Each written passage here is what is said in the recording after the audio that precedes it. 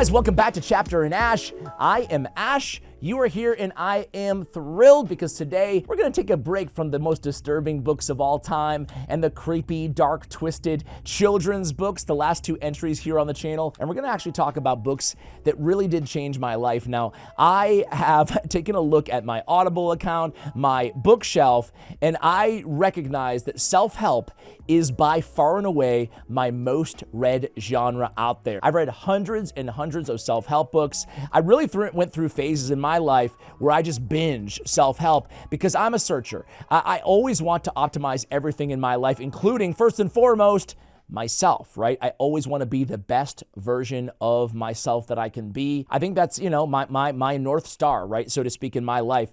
Like, what is my main goal? To be the best version of myself. And I've always tried, and I've often failed at that, right? As we all do. And odds are something led you to this video as well, so maybe you can resonate with that. So these are 6 books out of the hundreds that really did have a lasting impact on the way that I live my life, that really spoke to me and resonated with me. Now, as a disclaimer, I'm a firm believer, not just with books, but with every sort of medium. Every time you're taking in a thought process or a philosophy in your life, it really does depend on when it hits you, right? Some of these books I might have read 10 or 20 years ago, and sure, they stay with me today. They have a big part in shaping who I am today, but it doesn't mean they're always going to resonate with you, right? I feel like sometimes it's when you read these books, right, that really does matter, most, where you are when you meet these books. So just a disclaimer out there, they might not all resonate with you, but I do think that all 6 of these books can help a lot of people out there and cut through some of the fluff on books that might not resonate with a lot of people, because there's a lot of redundancy, I will say that, in the self-help genre. If you're anything like me, if you've been through a lot of them, you'll probably agree with me. So I want to start out with a few honorable mentions that are not in the self-help category necessarily, but did have a big impact on the way that I live my life, that did kind of act as a catalyst for me to change the way that I was seeing the world around me and some of my behavior as well. So quick honorables: Total Recall by Arnold Schwarzenegger, right? Honestly, it's a blueprint into reinvention. And hey, if you're driven or competitive or want to be motivated, I was told to my face, you're nothing but a giant muscle. You can't act. You have no future, and you have an accent that is laughable. That was an amazing read. Everything that he's, love him or hate him, Arnold Schwarzenegger, everything that he's accomplished, top of bodybuilding, top of politics, top of movie stars, is really insane given that he came from nothing. So that really had a big impact on me. The Diary of a Young Girl by Anne Frank, really, it's proof that, I don't know, grace can exist even in horror. And sometimes after reading The Diary of a Young Girl by Anne Frank, sometimes the trivial things that I am worried about in my life, they don't seem so important anymore, And then The Courage to be Disliked. This was written in 2013 by Ichiro Kishimini and Futakata Koga. Sorry for the butchering there. This one is a self-help book. It's about liberation through self-ownership, but I don't think it will resonate with everybody, honestly. It did with me, though, because I struggle with being disliked. I'm not a fan of people not liking me, so YouTube is the perfect place for me to live in the internet, right? But honestly, this was cool because it's about extreme ownership. And it also teaches the stories that you tell yourself in your head are just stories. I'm not good at public speaking, as a common example. That's a story that you tell yourself again and again and again and again.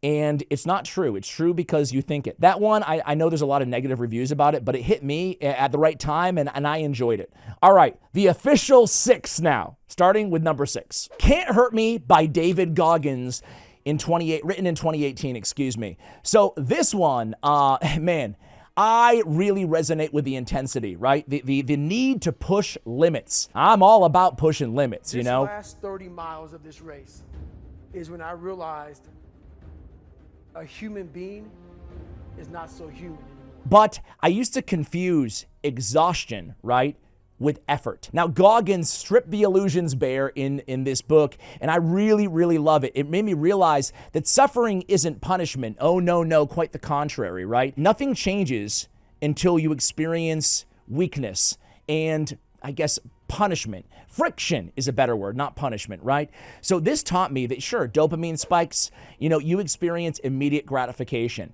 but hard work in building up calluses in life, just like Goggins did, I mean, that's what really truly builds character, right? I think this will resonate especially with men out there. Not to say that women can't glean something from this as well, but it talks about the 40% rule. When your mind says you're done, you've only really hit about 40%, right? Meaning that something as simple as like a cold shower or something like that, right? You go super cold, you don't think you can take any more? Well, really, you're just at the beginning. You can take a lot more. Your mind is always screaming, no, it's too hard, it's too much, too tough, making excuses. This book is about bucking against that, right? Pushing against that. Callousing, not of the body, but of the mind, right? Treat discomfort as training and build resilience like a muscle. And accountability, right? Radical honesty and radical accountability is all what this book is about, right? This teaches true mental toughness, and I feel like this is being lost upon us in society nowadays. So Can't Hurt Me by David Goggins comes in at number 6. I mean, these are really in no particular order. They all hit me in a really, really strong and profound way. Coming in at number 5 is The Untethered Soul by Michael Singer, written in 2007. Listen, I am not a spiritual person personally, right? But this one really stuck with me. If you are an overthinker like me, this book is for you, right? It really is.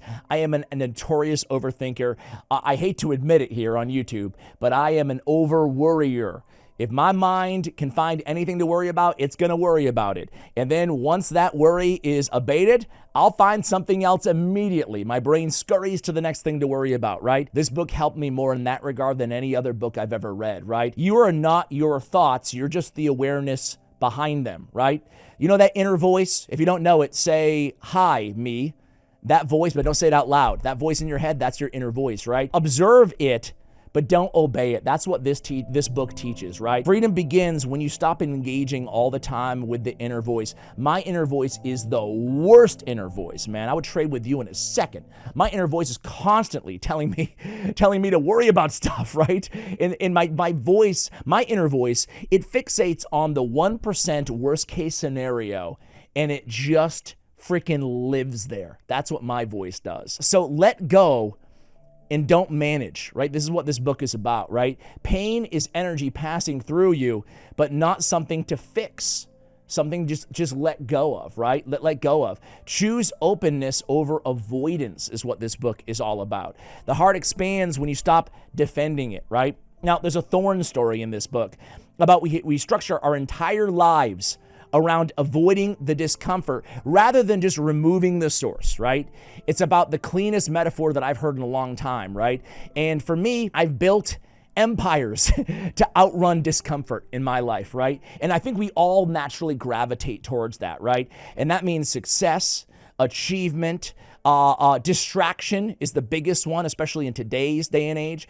This book forced me to sit still long enough to notice the voice inside my head. Now, I'm not a spiritual person, but Michael Singer's idea of awareness itself is peace. Like that's it.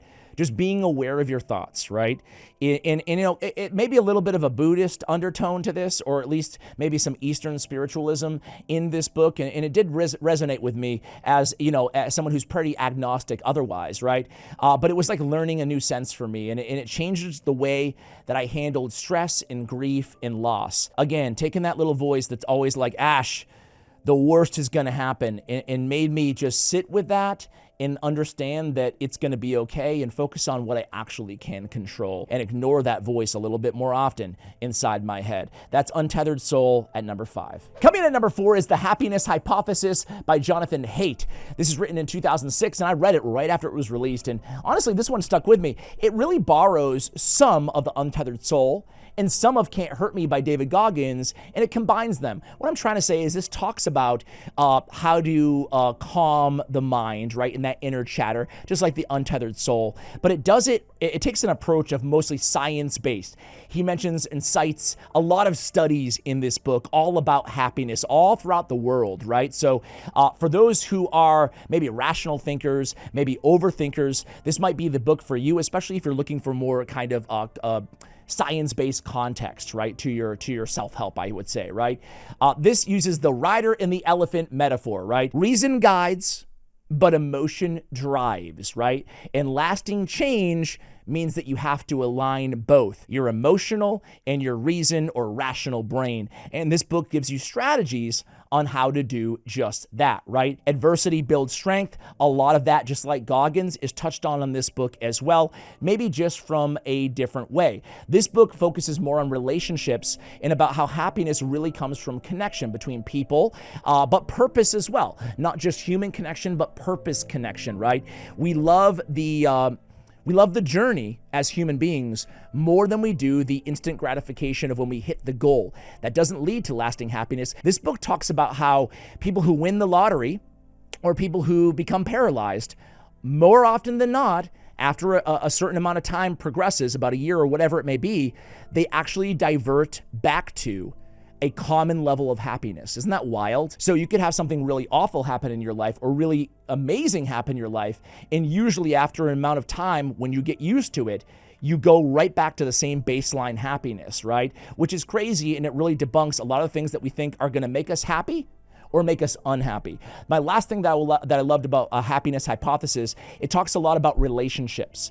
And for a long time, I struggled. I was one of these, I would date a lot, and I would settle down into these like 1, 2, 3, maybe 5-year relationships. But then I struggled a bit to go through the transition of the short-term, the lust phase and the long-term love phase. And this book gives you strategies on how to have a long-term healthy relationship. Basically, it encourages us to stick with relationships when they get tricky. And I feel like society nowadays is moving more away from that. So it's an interesting perspective. And you have to start looking at relationships, romantic relationships, to add elements of like long friendships and maybe even siblings, right? Obviously not in the romantic way, but it gives you strategies on how to be a better partner in the long term. I loved all of that. So that's the happiness hypothesis coming in at number 4. Coming in at number 3 is Man's Search for Meaning by Viktor Frankl, written in 1946. So this one is probably one of the most popular, I guess, self-help, if that's even appropriate to call this book, of all time. So in a way, it could be and it should be number 1. Now, Viktor Frankl, was in Auschwitz, a concentration camp, right? And he lost his wife, his parents, most of his family, right? And he saw people dying every single day. And he somehow found meaning through suffering and despair. And he observed all these prisoners in Auschwitz who gave up hope and died right afterwards, right? And then he realized he could survive if he could live to teach others the psychology of endurance, right? How even in suffering, we can find meaning and purpose in life. And he going through one of the most extreme examples possible of doing just that. This book is perfect for anybody who's going through loss, burnout, maybe even a personal depression or collapse, a total collapse. Maybe you're at rock bottom. This is the book that you want to read here, right? I lost my mother and I lost my brother in his 20s. And I was crushed. I still am crushed. I don't think you ever fully feel unbroken or feel fixed after experiencing devastating loss of a loved one. I just don't think it's possible. But this book stopped becoming a self-help book. It became a freaking manual on how to live my life, right? And how to find meaning through despair and through atrocity. It reframed my grief in my life, I get choked up even talking about this book, and how it relates to those things that went on in my life that led me to this book, right? It talks about between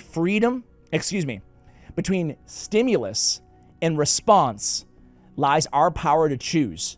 And as long as we can find our power to choose how we respond, right, between stimulus, no matter how bad it is, and how we respond in that middle space, that's the power to choose. As long as we have the power to choose, we can maintain our freedom and thus our happiness, our meaning, our purpose in life. That is Viktor Frankl's A Man's Search for Meaning. Coming in at number 2 is Atomic Habits by James Clear, written in 2018. Odds are a lot of you guys are familiar with this one. It's a bestseller for a reason, damn it. There's a lot of I don't have How to Win Friends and Influence People by Dale Carnegie on this list. It very well could be, but it didn't hit me the same way that these ones did, right? There's a lot of popular books, obviously, that I'm leaving off this list because they didn't change my life. This one did. This is a bestseller that did. This is about atomic habits. It's about habits, right?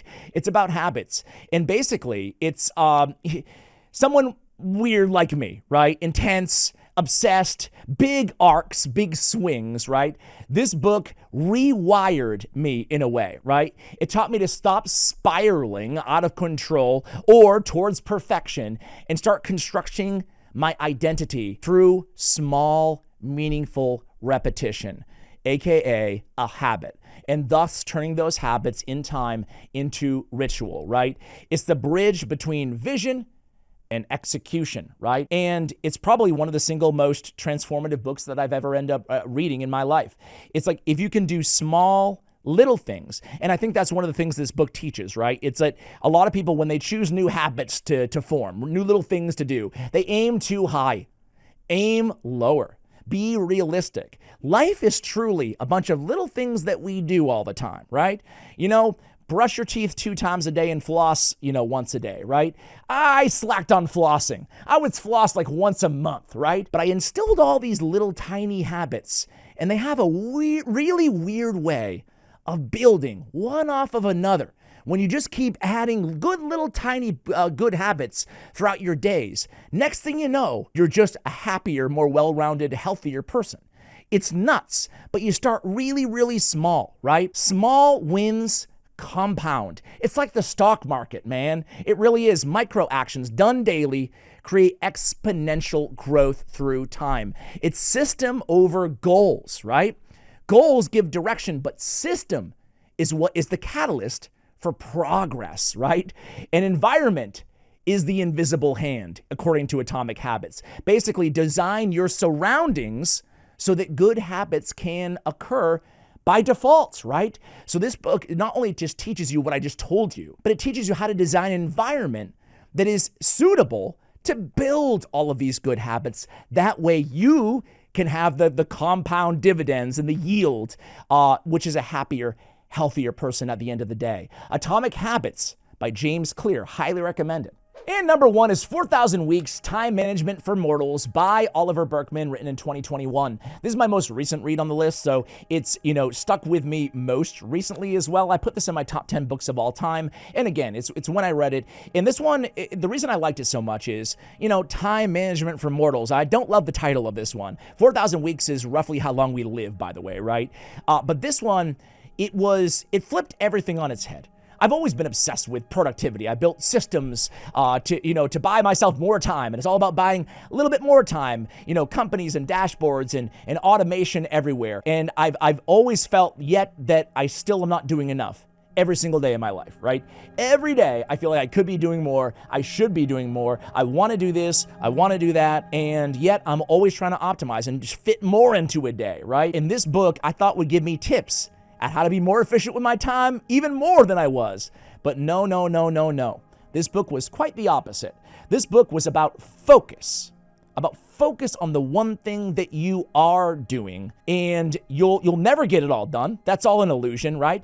But freedom comes from acceptance, not efficiency, basically, in this book, right? Focus is really, and I say this in a non-spiritual way, if it's possible, focus is a spiritual practice in this book. Choosing one thing means, sure, you're basically grieving all the other things that you'll never do and never touch. This book is all about valuing moments and teaching you, showing you, giving you examples on how to value moments in your life, right? Listen, you might be so efficient with your time that you free up a half an hour to go for a walk in the woods every day, right?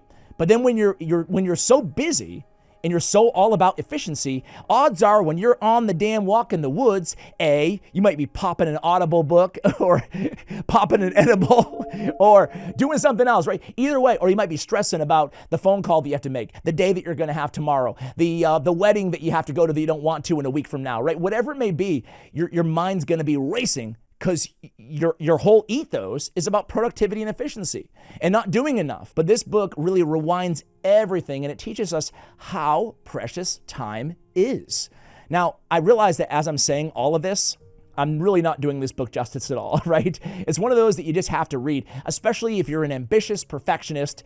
I mean, haunted by the clock. I am not a perfectionist, but if you're ambitious, how about that? Someone who's optimizing something, this book will rewind everything, kind of take you back to your innocence of your youth and remind you in a very, very compelling way what really matters in life and how to optimize for that while still being a productive member of society and still being the best version of yourself. So there it is, guys. Those are 6 of my favorite reads. If you have one that you'd like to recommend to me and my other viewers, please drop it below. Much love, and as always, take care, guys.